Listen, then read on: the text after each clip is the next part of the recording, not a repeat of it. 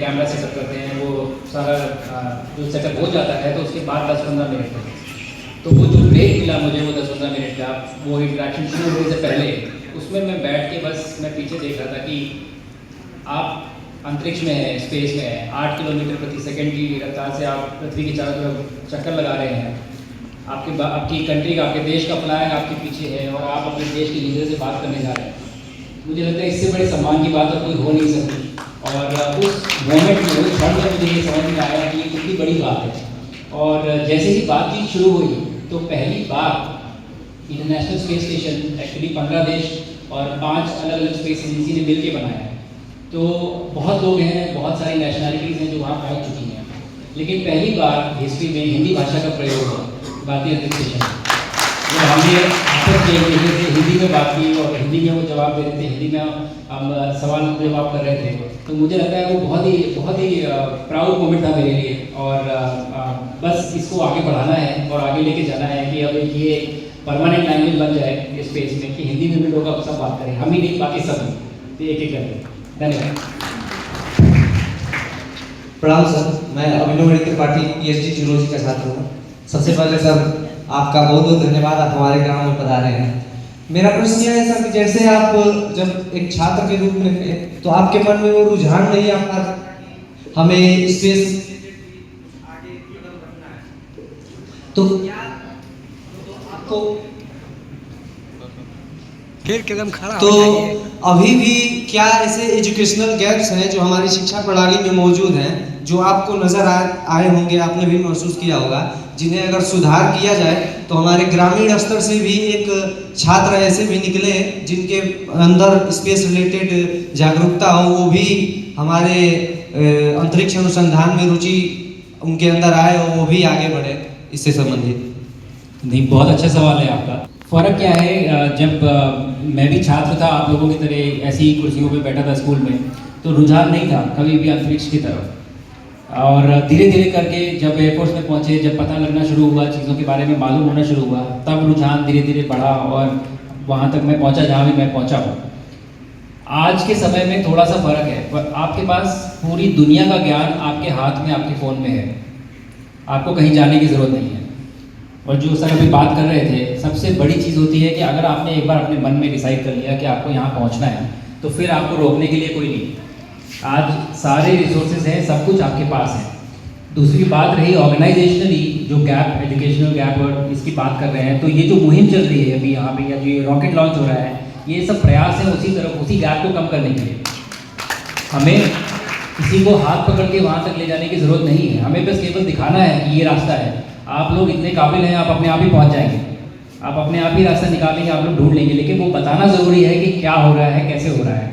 तो मेरा जो मिशन है, जो ये रॉकेट लॉन्च हो रहा है, जो ये मुहिम चल रही है, ये सब वही एक प्रयास है कि हम कैसे बच्चों को बताएं कि यहाँ हमें जाना है और लेके जाने वाला कौन है, वो सब आप ही लोग हैं। तो आप ही को वहाँ पहुँचाना है, तो आप लोग लगे रहिए, प्रयास करिए, पढ़ाई करिए और पहुँचाइए हमें जहाँ तक बहुत जल्दी।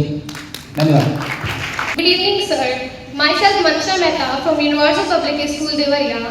Sir, I have a basic question, and my question is, how did you feel when you place or carry our India's flag in space after 41 years?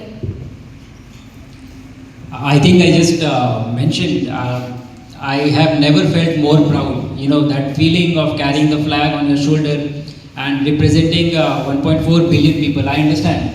You know, I am just one out of 1.4 billion people, and how fortunate I am to be representing such a big country, so many people.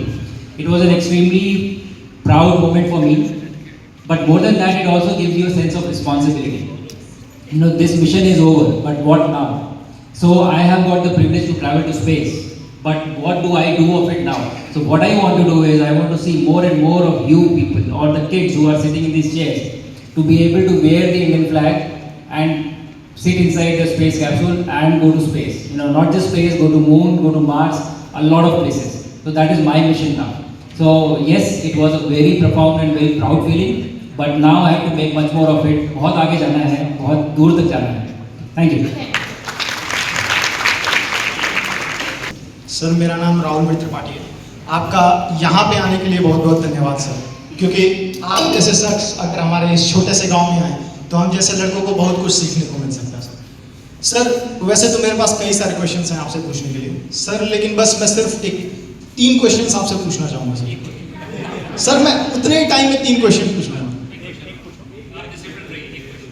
Sir. अगर 3 question में एक select करना हो तो sir self doubt को लेके मेरा एक क्वेश्चन रहेगा सर, कि सर आप एक अलग बैकग्राउंड से आए और उसके बाद एक नई फील्ड में जाना है सर। जब इस टाइम पे आप परस्यू कर रहे थे तो आपके सामने भी वो सेल्फ डाउट वाले क्वेश्चन जरूर आए होंगे कि how to convey your self that I am able to do that, how sir. Sir we are all are student here, कुछ लोग किसी चीज़ में परस्यू कर रहे होंगे, कुछ लोग किसी और चीज़ में परस्यू करना चाहते होंगे, कुछ किसी और फील्ड में जाना चाहते होंगे, कुछ किसी और फील्ड में काम कर रहे हैं।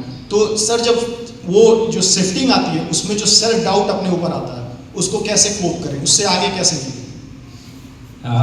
बहुत अच्छा सवाल है आपका, और ये तो सारे बच्चों के लिए मेरी एडवाइस है।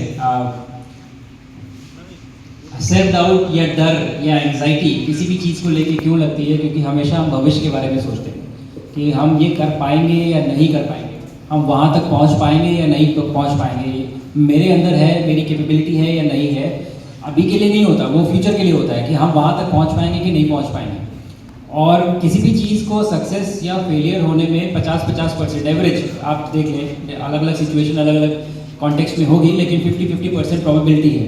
बट हमारा दिमाग जो है वो हमेशा वो 50% फेलियर वाला जो सिनेरियो है उसी पे फोकस करता है कि हम वहाँ नहीं पहुँच सकते, ये शायद मैं नहीं कर पाता, ये शायद मैं नहीं कर सकती। तो मुझे लगता है कि रैदर दैन स्पेकुलेशन, मतलब फ्यूचर में जाने की जगह ना आप पहले हाँ बोल दीजिए। अगर आप फील्ड चेंज करना चाह रहे हैं ना, आप चेंज कर लीजिए, आप शुरू कर दीजिए। आप आज क्या कर सकते हैं, आप अभी क्या कर सकते हैं, बस आप उस पर ध्यान दीजिए और भूल जाइए कि अभी से 1 साल बाद क्या होने वाला है। आप अपने आप ही वहाँ पहुँच जाएंगे, आप खुशी खुशी वहाँ पहुँचेंगे, आप सक्सेसफुली वहाँ पहुँचेंगे। क्योंकि 90% प्रोबेबिलिटी सक्सेस की हो जाती है अगर आप अपने मन में सोच लेते हैं कि हाँ मैं ये कर सकता हूँ। तो वो मत, उससे परेशान मत होइए। कोई भी लक्ष्य, एस्ट्रोनॉट बनने तक की जो जर्नी है ये बहुत कॉम्प्लेक्स मिशन है, बहुत ट्रेनिंग लगती है। जो डे 1 था, मेरा जो डे 1 था, उस दिन मुझे भी नहीं लगता था कि मैं यहाँ पहुँच पाऊँगा, मुझे भी नहीं एहसास था। लेकिन वो हर दिन आप एक स्टेप लेके जब आप ऊपर पहुँचते हैं तो आप सालों में कितना कर सकते हैं वो आप उस समय नहीं सोच सकते। तो मेरा सुझाव ये रहेगा कि रैदर दैन फ्यूचर में जाके सोचने की जगह आप आज हाँ बोलिए, और आपके हाथ में जो है आज, आप उसको अपनी पूरी निष्ठा से 100% अपना दीजिए और आप काम करिए। और मैं आपको वादा करता हूँ विदाउट नोइंग कि आप क्या कर रहे हैं कि आप सक्सेसफुल होंगे, आप सब सक्सेसफुल होंगे। Thank you. तो मैं कुछ करीब 30 या 40 प्रक्षेपण स्थल के कुछ मेरे हिसाब से नवयुवक हैं जो कि कल और पिछले 2 दिन से रॉकेट लॉन्च कर रहे, वो भी यहाँ पधार चुके हैं। मैं यहाँ की टीम को बोलूँगा उनके लिए सीट अरेंज करें क्योंकि हाउसफुल हो गया है। वहाँ पर भी देख लीजिए अगर सीट हो सके राइट हैंड साइड पे। और आप लोग भी 1-2 क्वेश्चन पूछिए, हम लोग को 5-7 मिनट में रैपअप करना है। प्रणाम सर, मेरा नाम राजवेंद्र त्रिपाठी है, यूनिवर्सिटी पब्लिक स्कूल से। सर मेरा क्वेश्चन है, जैसे आप वहाँ गए थे तो इंटरनेशनल स्पेस स्टेशन में, तो वहाँ पे कोई ऐसा अनएक्सपेक्टेड चैलेंज ऑक्योर हुआ जिसको हम लोगों ने यहाँ पे नहीं सोचा था? मीन्स हमारी कंट्री में चाहे किसी भी और कंट्री में ऐसी कोई चैलेंज आई हो जिसका सोचा भी नहीं गया, फिर आपने अपनी ट्रेनिंग में उस चीज़ को नहीं देखा, तो ऐसा कुछ हुआ हो तो उसके लिए हम लोग आगे क्या कर सकते हैं, कैसे आइडिया हो? एक्चुअली पूरा मिशन ही वैसा था कि कुछ भी सोचा हुआ नहीं था, कुछ भी वैसा नहीं हुआ जैसा ट्रेनिंग हुई थी। और यही सबसे बड़ा चैलेंज है स्पेस मिशन का। कमरे में बैठ के, अपने रूम में बैठ के डिस्कशन करके ये पता लगाना कि वहाँ पे क्या सिचुएशन होगी या क्या एनवायरनमेंट होगा या क्या चैलेंजेस आएंगे, ये बहुत मुश्किल होता है। तो आपको किसी चीज़ के बारे में जानकारी नहीं है और आपको वहाँ के लिए सिस्टम तैयार करना है, इसीलिए स्पेस मिशन बहुत कॉम्प्लेक्स होते हैं। बहुत सारे चेंजेस होते हैं आपकी बॉडी में, आपको पता भी नहीं होता और आपको बताया जाता है। जैसे मुझे बताया गया था, मुझे सिखाया गया था कि आपकी बॉडी में चेंजेस होंगे। जैसे जब आप स्पेस में जाते हैं तो आपके पैरों से आपका जो पूरा खून है या जो फ्लूइड है वो पूरा शिफ्ट होकर आपके सर में आ जाता है, आपका सर काफ़ी बड़ा हो जाता है, आपका हार्ट स्लो डाउन हो जाता है, धीमी गति से वो बीट करता है, बिकॉज उसको ग्रेविटी के अगेंस्ट आपके मस्तिष्क में खून नहीं भेजना है।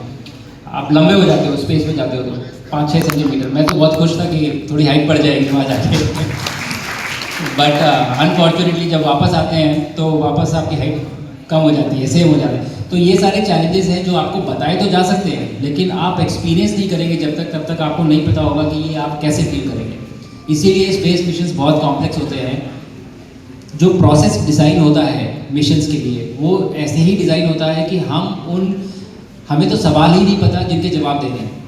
तो हमें वो सवाल ढूंढने हैं पहले कि ये ऐसे सवाल हैं, और फिर उनके जवाब ढूंढ के उनके सिस्टम्स बनाने हैं और नई जगह पे भेजना है, तभी स्पेस मिशन इतने कॉम्प्लेक्स होते हैं। बट मैं बहुत ही मतलब हैप्पीली और प्राउडली आपको कह सकता हूँ कि इसरो की जो हमारी टीम है वो बहुत ही डिलीजेंटली, इंजीनियर्स जो हैं वो लगे हुए हैं ये प्रॉब्लम सॉल्व करने में, और बहुत ही जल्द हमारी ही धरती से कोई ना कोई अंतरिक्ष में जाएगा और वापस आएगा और हम ये क्वेश्चन आंसर कर पाएंगे। हेलो। यूनिवर्स तो नहीं देख सकते, बहुत बहुत बड़ा है यूनिवर्स। पृथ्वी अपने आप में सबसे बड़ा प्लैनेट नहीं है सोलर सिस्टम का। हमारा सोलर सिस्टम हमारे गैलेक्सी का सबसे बड़ा सोलर सिस्टम नहीं है। हमारी गैलेक्सी सारी गैलेक्सीज में सबसे बड़ी गैलेक्सी नहीं है। तो इस तरह से आप देखते जाएंगे तो यूनिवर्स तो बहुत बड़ा है, यूनिवर्स तो नहीं देख सकते। लेकिन जो आपका सवाल, तो आपको भारत नहीं दिखता, आपको पृथ्वी दिखती है, आपको पूरी की पूरी पृथ्वी दिखती है, आपको पूरा घर दिखता है। और इसकी एनालॉजी मैं इस प्रकार से देता हूँ कि जैसे आप छोटे बच्चे होते हैं जब, और आप अपना घर छोड़ के स्कूल जाते हैं, तो स्कूल में सबके लिए आपका घर आपकी आइडेंटिटी, आपकी पहचान होती है, माता पिता भाई बहन। फिर आप स्कूल छोड़ के कॉलेज जाते हैं तो आपका स्कूल आपकी पहचान बन जाती है। जैसे अभी सारे बच्चे इंट्रोड्यूस कर रहे हैं यूनिवर्सल पब्लिक स्कूल से हैं सबके साथ। आप कॉलेज छोड़ के, आप शहर छोड़ के दूसरे शहर में जाते हैं काम करने के लिए, तो आपका शहर आपकी पहचान बन जाता है। कि देवरी असर बता रहे थे, अभी पूर्वांचल की बात कर रहे थे। आप अपना देश छोड़ के बाहर जाते हैं, जैसे मैं गया था लास्ट टाइम ट्रेनिंग करने के लिए, तो मेरी पहचान भारत से होती है। और नेचुरली ये आपको फोर्स नहीं करना पड़ता। जैसे ही आप अपना प्लैनेट छोड़ के बाहर जाते हैं, जब पृथ्वी छोड़ के आप बाहर जाते हैं, तो वो प्लैनेट, वो पृथ्वी आपका घर बन जाती है, वो आपकी पहचान बन जाती है। तो ये बहुत एक स्ट्रॉन्ग फीलिंग है। तो बाहर से भारत तो सुंदर दिखता है ही, वो तो हमने बताया ही है, और पूरी की पूरी पृथ्वी बहुत सुंदर है। और समझ में आता है कि जितने भी लोग हैं यहाँ पे, जिनको भी आप जानते हैं, जिनके भी अरबी भी आपने पढ़ा है कभी भी या देखा है, वो सब यहीं पे रहे हैं, इसी पृथ्वी पे, इसी जगह पे, जिसको आप बाहर से देख पा रहे हैं। तो बहुत बहुत इंटरेस्टिंग फीलिंग है। और बाकी यूनिवर्स देखने की क्षमता तो नहीं है अभी हमारे पास, वो तो टेलीस्कोप के थ्रू जितना आप देख पा रहे हैं, देख रहे हैं। Thank you. मेरे बहुत अच्छे मित्र हैं और बगल के ही पडरौना के हैं। Thank you very much for coming. I know we should have probably told you, Sumanshu ji is also there. Thank you very much. तो क्वेश्चन और लेते हैं।